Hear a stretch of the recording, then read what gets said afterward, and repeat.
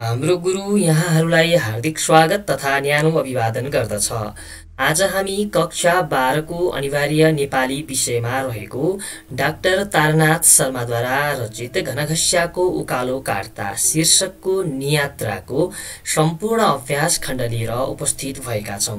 आशा छ यहाँहरूलाई आजको भिडियो अवश्य पनि मन पर्नेछ। तर आजको भिडियो सुरुवात गर्नु अघि यदि यहाँहरू पनि हामीलाई पहिलो पटक हेर्दै हुनुहुन्छ, यस च्यानलमा पहिलो पटक भिजिट गर्दै हुनुहुन्छ भने हाम्रो यस च्यानललाई सब्स्क्राइब गर्न पनि नभुल्नुहोला, जसले गर्दा हामीले बनाएका भिडियोको नोटिफिकेसन सहज रूपमा यहाँहरूको हातमा आइपुगोस्। यति भन्दै अब ढिला नगरिकन आजको पाठ सुरुवात गर्ने अनुमति चाहन्छु। आउनुहोस् आजको पाठ सँगसँगै अध्ययन गरौँ। सबैभन्दा पहिला हामी शब्द भण्डारको कुरा गरौँ। के छ शब्द भण्डारमा?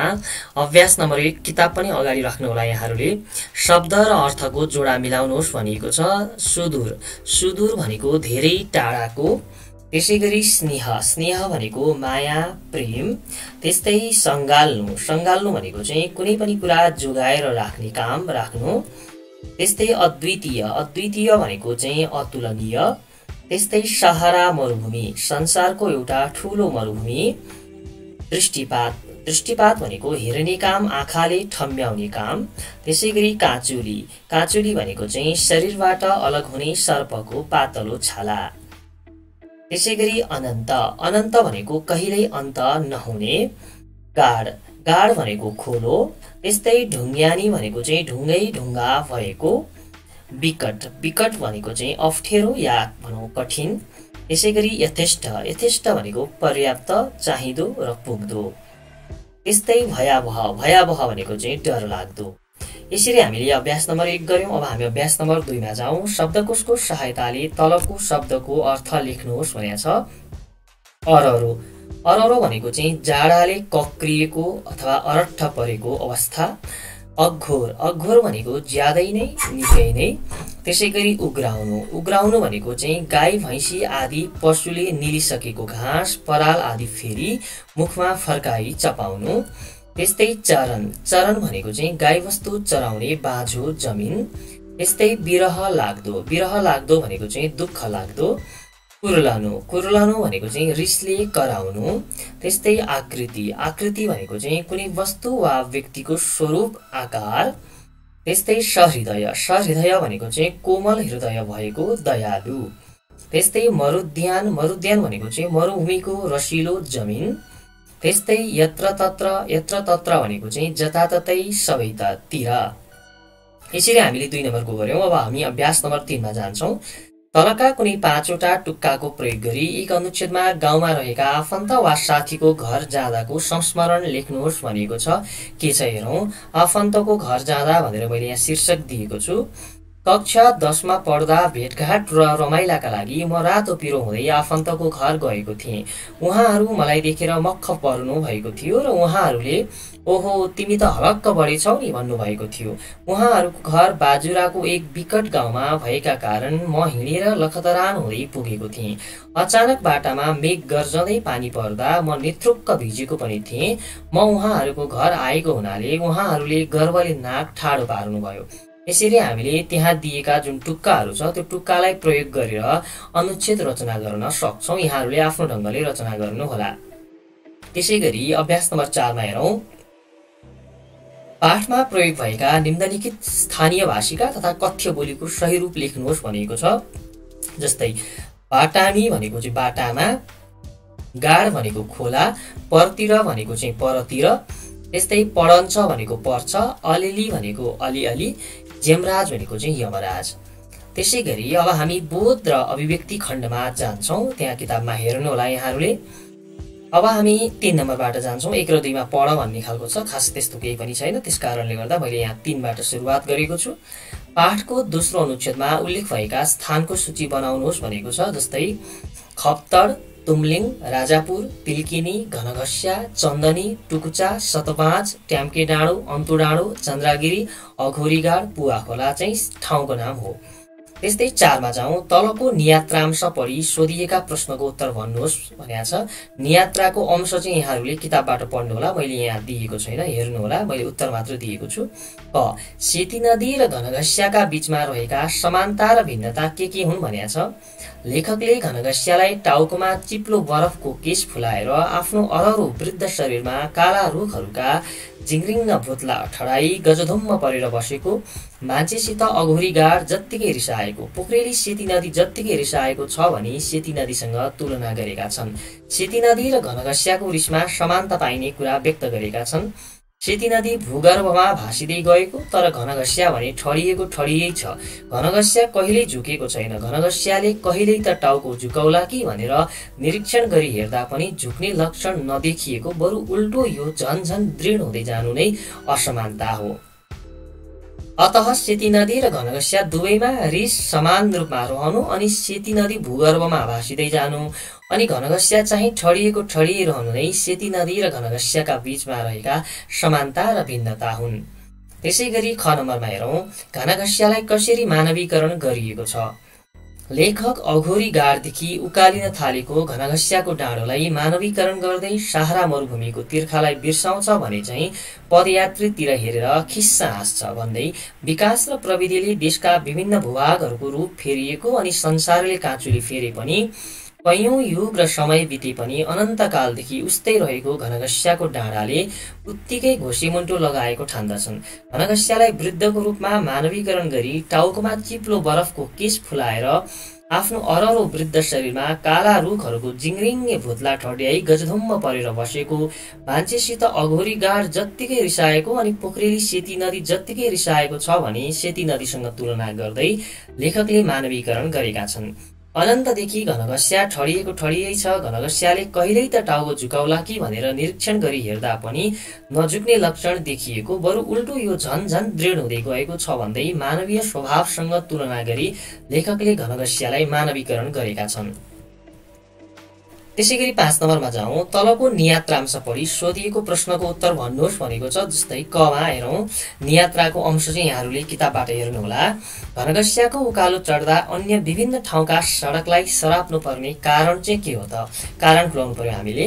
सुदूरपश्चिमको यात्रामा निस्किएका नियात्राकार शर्मा टोपी खस्ने घनघस्याको विकट उकालो चढ्ने क्रममा मोटो शरीर भएकाले डरलाग्दो जङ्गलले घेरिएको ढुङ्गेनी बाटोले भयभीत भई मुटु ढुक्क फुलेको थियो। राष्ट्रवादी एवं प्रकृति प्रेमी शर्मा आन्तरिक पर्यटन प्रवर्धन गर्दै प्रकृतिको कोखमा विचरण गरी अलौकिक आनन्दानुभूति गर्ने क्रममा भौगोलिक विकटता अनि आधारभूत सुविधाहरू पनि नभएकाले यात्रा कष्टप्रद हुन गई जोगबनीदेखि धरानको अलकत्रे बाटो, भातगाउँदेखि 12 विषयसम्मको फराकिलो कालो बाटो, सिंहदरबारको चिप्लो बाटो, भैरहवा बुटवलको तेस्रो सफा बाटो आदि सडकलाई धिक्कार्दै सराप्छन्। राज्यका शहरी एवं शहर प्रभावित क्षेत्रहरूमा विकासका पूर्वाधारहरूको पहुँच पुगे पनि शहरी क्षेत्रमा सडक जति फराकिला बनाएर टल्कने गरी कालोपत्र गरे पनि देशका कैयौं विकट ग्रामीण बस्तीहरू अनन्तकालदेखि नै पछाडि परिरहेका छन्।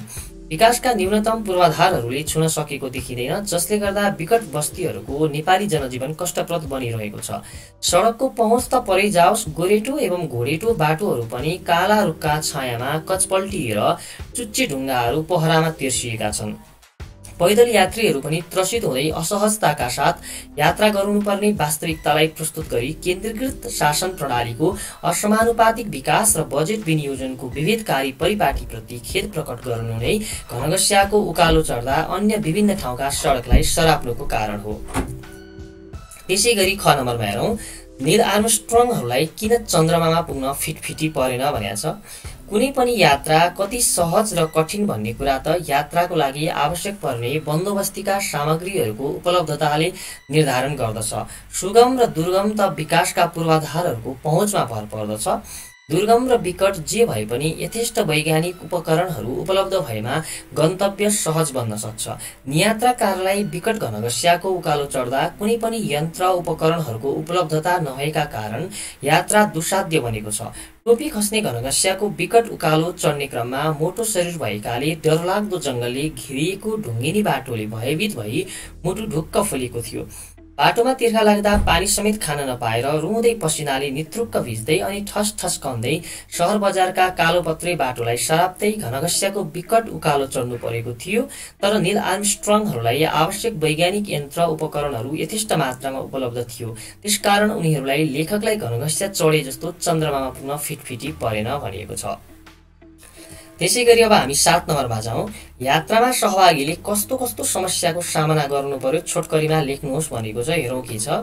सुदूरपश्चिमको यात्रामा निस्किएका नियात्राकार तारानाथ शर्मा टोपी खस्ने घनघस्याको विकट उकालो चढ्ने क्रममा मोटो शरीर भएकाले डरलाग्दो जङ्गलले घेरिएको ढुङ्गिनी बाटोले भयभीत भई मुटु ढुक्क फुलेको थियो। उनको टोलीले सुदूरपश्चिमको घनघस्याको उकालो काट्ने क्रममा विभिन्न समस्याको सामना गर्नु पर्यो। उक्त समयमा त्यस ठाउँमा कुनै सुविधाहरू थिएन। उनीहरूले आफ्नो गन्तव्य पुग्न अथाह मेहनत गरेका थिए। धेरै अप्ठ्यारा परिस्थिति भोग्नु परेको थियो। हिँड्ने बाटो पनि एकदमै नाजुक अवस्थाको थियो। तीखा ढुङ्गा भएका बाटोको सामना गर्नु परेको थियो। डरलाग्दो उकालो चढ्नु परेको थियो। चितुवा बाघ भालुको डरै डरमा हिँड्नु परेको थियो। खाना पानी समेत नभनी तडपिनु परेको थियो। ठाउँ ठाउँमा साथीहरू पनि सम्पर्कविहीन भएका थिए। यस्तै विभिन्न समस्याहरू भोगेर यात्रीहरू आफ्नो गन्तव्यसम्म पुगेका थिए। त्यसै गरी अब हामी 8 नम्बरमा जाउँ। भाव विस्तार गर्नुहोस् भनेको छ। व्याख्या गर्नु पर्यो।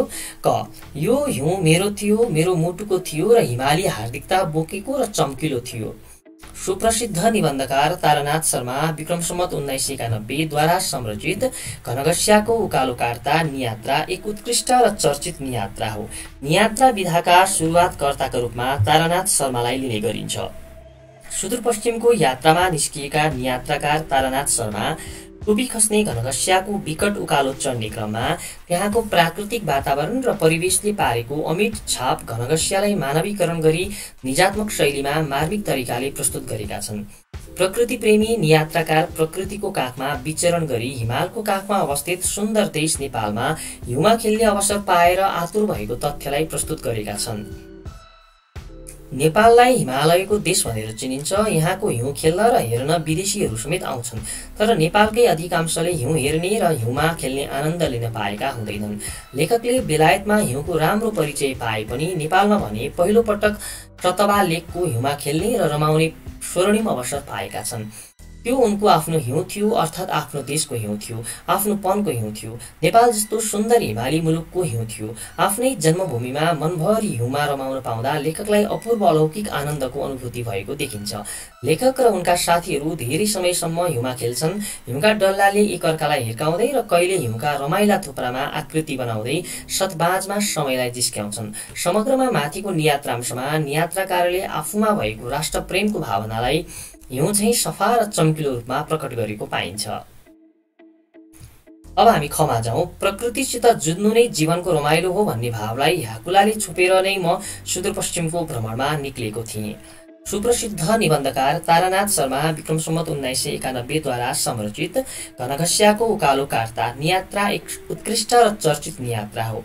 नियात्रा विधाका सुरुवातकर्ताका रूपमा तारानाथ शर्मालाई लिने गरिन्छ। सुदूरपश्चिमको यात्रामा निस्किएका नियात्राकार तारानाथ शर्मा टोपी खस्ने घनघस्याको विकट उकालो चढ्ने क्रममा त्यहाँको प्राकृतिक वातावरण र परिवेशले पारेको अमिट छाप घनघस्यालाई मानवीकरण गरी निजात्मक शैलीमा मार्मिक तरिकाले प्रस्तुत गरेका छन्।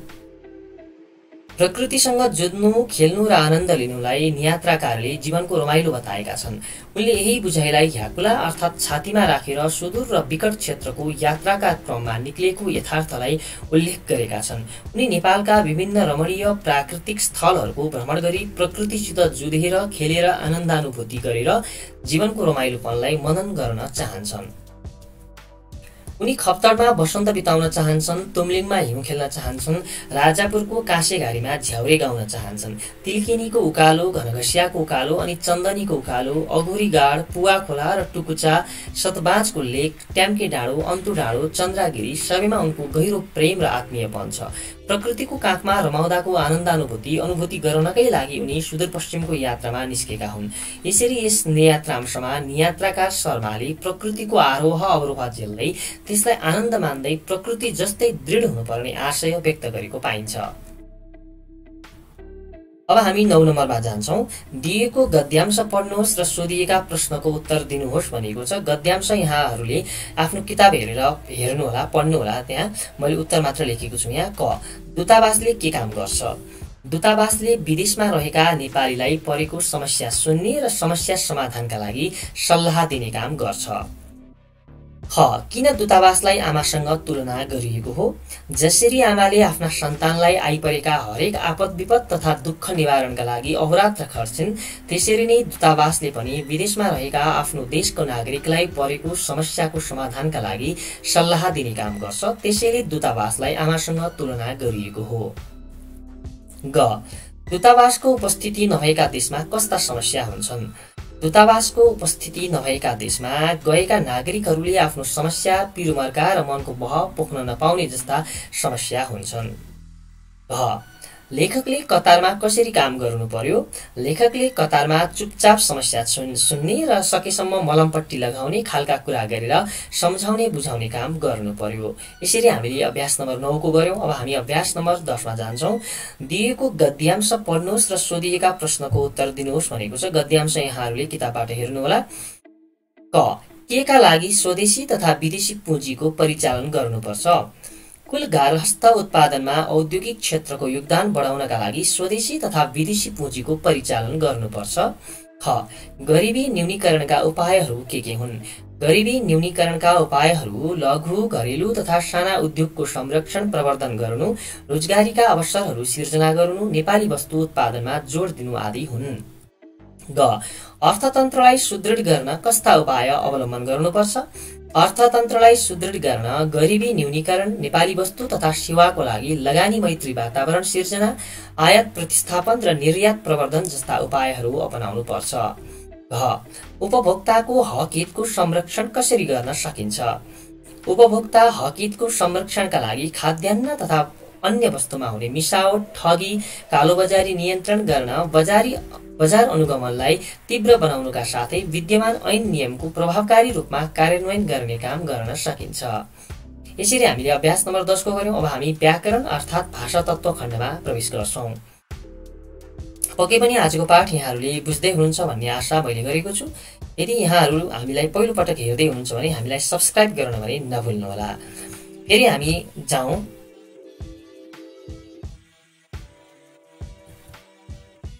व्याकरणको अभ्यास नम्बर 1 मा। लिङ्ग संगति मिलाई दिएको अनुच्छेद पुनर्लेखन गर्नुहोस् भनेको छ। हाम्रा बीचमा धेरै कुरा समान छन्। मेरा छोरा सानै छन्, तिम्रा छोरा पनि सानै छन्। मेरी छोरी विद्यालयमा पढ्छिन्, तिम्री छोरी पनि विद्यालयमा पढ्छिन्। मेरा एउटा भाइ छन्, तिम्री एउटी बहिनी छिन्। मेरी एउटी दिदी हुनुहुन्छ, तिम्रा एउटा दाजु हुनुहुन्छ। प्रश्न चाहिँ यहाँहरूले किताबबाट हेर्नुहोला है। 2 नम्बर, वचन संगति मिलाई दिएको अनुच्छेद पुनर्लेखन गर्नुहोस् भनेको छ। डोलमा रामलाल, महेश र म पुस्तकालय गयौं। पुस्तकालयमा धेरै पुस्तक थिए। मैले पत्रिका पढेँ, डोलमाले कविता पढिन्, रामलाल र महेशले उपन्यास पढे। पुस्तकालयमा अरू धेरैजना विद्यार्थी थिए, सबैजना पढ्दै थिए। दराजभरि पुस्तकहरू थिए। केही पुस्तक भुइँमा थिए, एउटा पुस्तक भुइँमा झरेको थियो। त्यसको अगाडिको गाता च्यातिएको थियो। मैले त्यो पुस्तक उठाएँ र पुस्तकालय व्यवस्थापन शाखाको कर्मचारीलाई दिएँ। व्यवस्थापन शाखाका कर्मचारीहरूले मलाई धन्यवाद दिए। 3 नम्बर, पुरुष संगति मिलाई दिएको अनुच्छेद पुनर्लेखन गर्नुहोस् भनेको छ। म, तिमी र विश्वराज छिमेकी हौ। म बिहान सबेरै उठ्छु, तिमी बिहान सबेरै उठ्छौ।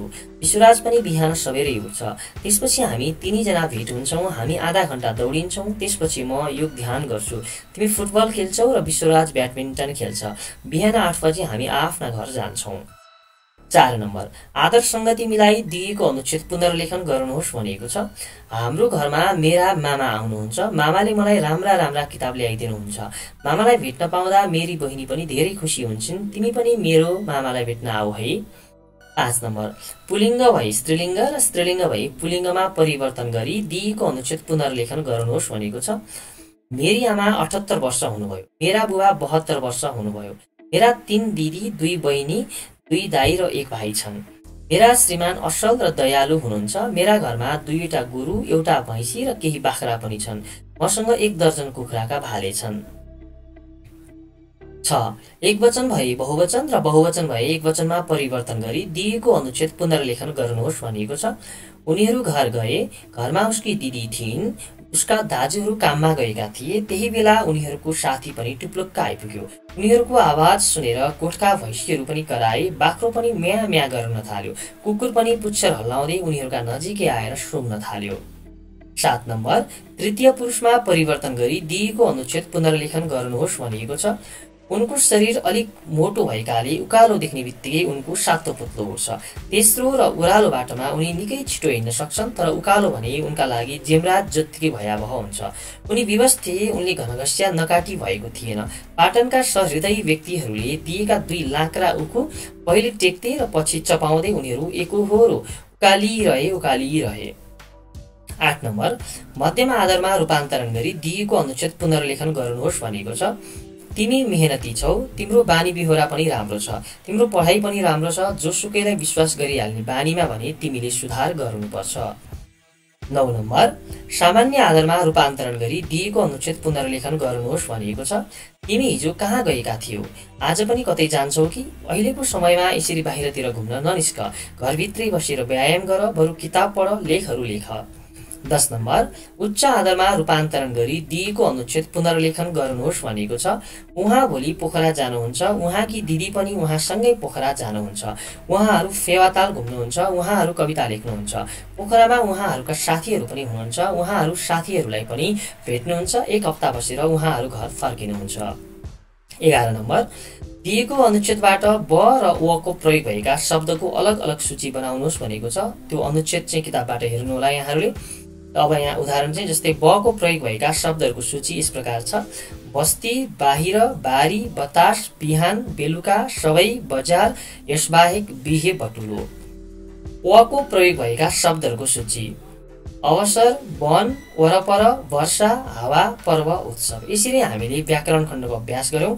अब व्याकरणको लागि चाहिँ मैले छुट्टै भिडियोहरू पनि बनाएको छु। यो भिडियोहरू चाहिँ यहाँहरूले हाम्रो युट्युबको प्लेलिस्टमा गएर पनि हेर्न सक्नुहुनेछ। यहाँहरूलाई चाहिने भिडियोहरू त्यहाँ सबै छन्। अब हामीले निर्धारण गरेको जुन पाठ, जुन भिडियो छ, त्यो आजलाई यही नै अन्त्य भएको छ। हामीलाई यतिन्जेल हेरेर साथ दिनुहुने हाम्रा तमाम श्रोतावृन्दहरू, हाम्रा विद्यार्थी भाइ बहिनीहरूलाई हृदयतः धन्यवाद व्यक्त गर्दै हाम्रो आगामी भिडियोको लागि च्यानललाई सब्स्क्राइब गर्न भने नभुल्नुहोला भन्दै यहाँहरू सबैको दिन शुभ रहोस्, यहाँहरू सबैको रात शुभ रहोस्। हस्त, धन्यवाद।